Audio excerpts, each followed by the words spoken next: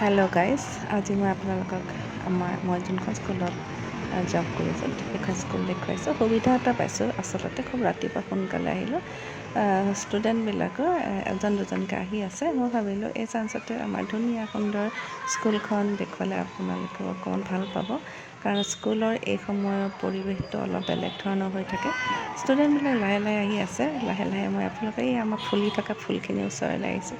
ফুলি থকা ফুলখিনি মই এইকাৰণে দেখুৱালোঁ, এনেকুৱা ধৰণৰ ফুল আমাৰ স্কুলৰ প্ৰায় চৌহদতে আপুনি দেখা পাব। বহুত সুন্দৰ চাফা, ক্লিন এণ্ড ক্লিন।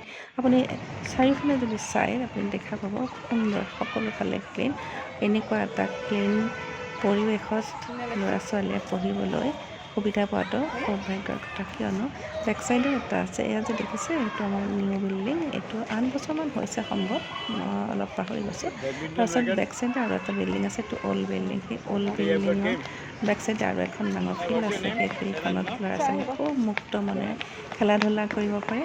তাৰ উপৰিও আমাৰ ইয়াত যিসকল অন্য আমাৰ টিচাৰসকল আছে, তেওঁলোকে নিজৰ বেষ্টটো সদায় দিবলৈ ট্ৰাই কৰি আহিছে। আৰু সেইদৰে বহুতো প্ৰতিভাৱান ছাত্ৰ ইয়াৰ পৰা ওলাই গৈছে আৰু পৃথিৱীত অসমকে আদি কৰি ভাৰতবৰ্ষৰ বিভিন্ন ঠাইত তেওঁলোকে এষ্টাব্লিছ হৈছে আৰু তেওঁলোক বহুত ডাঙৰ ডাঙৰ গণ্যমান্য ব্যক্তিত পৰিণত হৈছে, এয়া সকলোৱে জানে। গতিকে এই সুবিধাতে আজি মই স্কুলখন দেখুৱাবলৈ আপোনালোকক ট্ৰাই কৰিছোঁ। টয়লেট ব্যৱস্থা অতি সুন্দৰ, সেইদৰে পৰিষ্কাৰ, সকলোফালে এভৰিৱেৰ ক্লিন।